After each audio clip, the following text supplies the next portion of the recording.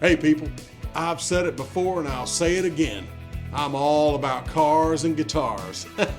Man, I've mentioned that I love the car culture, and as a matter of fact, I love the guitar and the car culture, but today we're talking about cars. Cars and coffee, to be exact.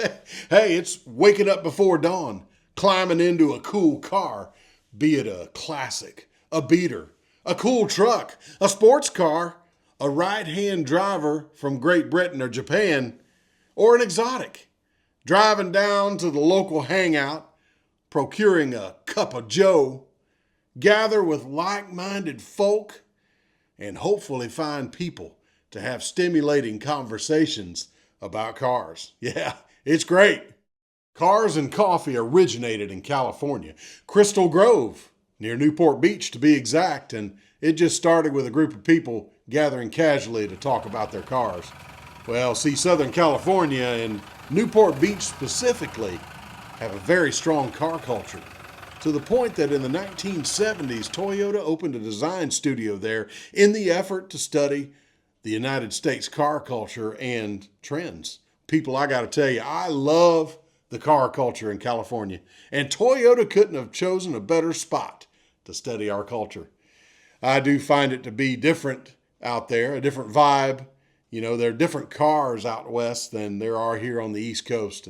But every time I get to go out west to see the car culture and experience it, it's like a breath of fresh air.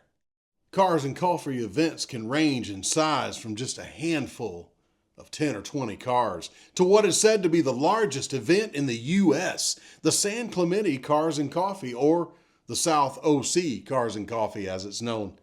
It draws between 1,500 and 3,000 cars every week. Wow. I'll put a link to their website if you'd like to see the cool stuff going on out there.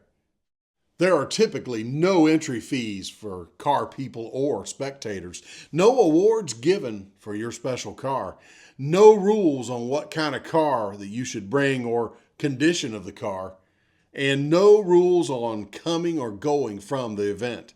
Just come and go as you please during the 2 to 3 hours that are set aside on a Saturday or a Sunday morning. Yep, that's it. Only a 2 or 3 hour window of time for that event, whereas official car shows can last from 4 to 6 hours. Hey, you don't even have to wash and detail your car to perfection like you might for one of those official car shows. But really, it's just come as you are, if you please. Now, I will typically dust off the vet and make sure the bugs are wiped off of her for a cars and coffee event, but I don't typically stress too much about making my car perfect. Hey, I'm considering making cars and coffee a reoccurring topic for my videos, so please like or comment below if you'd like to see more of this. I find myself going to cars and coffee at least once per month, and I experience a lot out there. I encourage you to find a cars and coffee in your area and spend an hour or two as a spectator or with your special car. I promise that you'll have a great time if you like cars and like talking about cars like I do. One of the things I love about the car culture are the stories. It seems like every car and every person that has a car has some type of story for their car, and I tell you what, some of them are pretty interesting and compelling. And I tell you what, I found 2 vehicles this weekend at the Bonnet Springs Park in Lakeland. And man, I was drawn to these cars even before I knew the story. First up is a Chrysler Cordoba, like the one that Herb Tarlek drove in the hit TV show WKRP in Cincinnati, about which he refers to the fine Corinthian leather of the seats. And that was reflecting his flamboyant personality and appreciation of luxury. You may remember the Chrysler advertisements of the day that touted the fine Corinthian leather.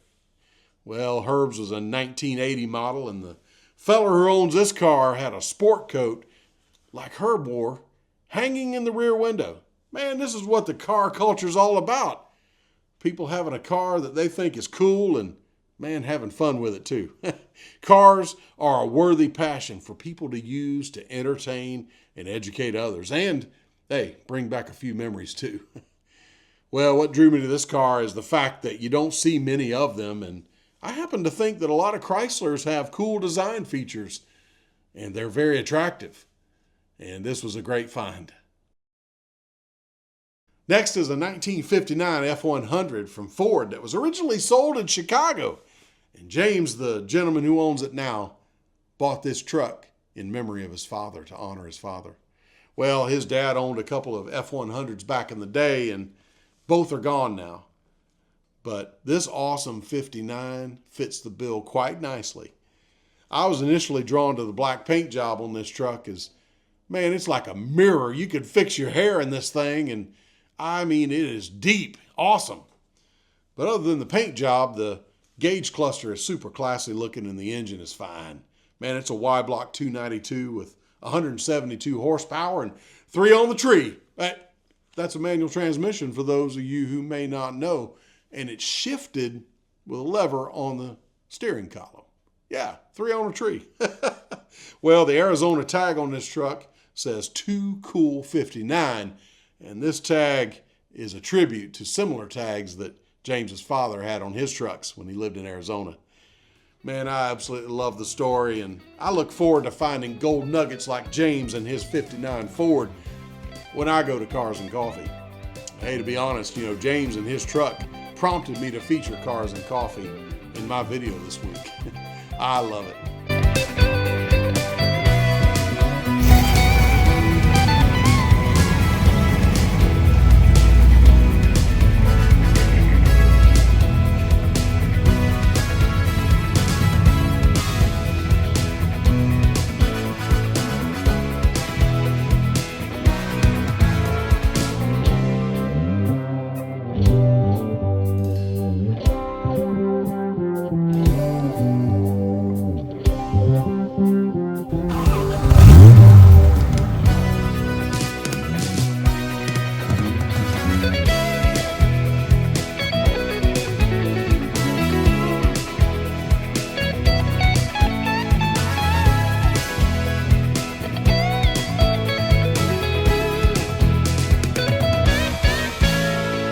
Well, God bless. Peace.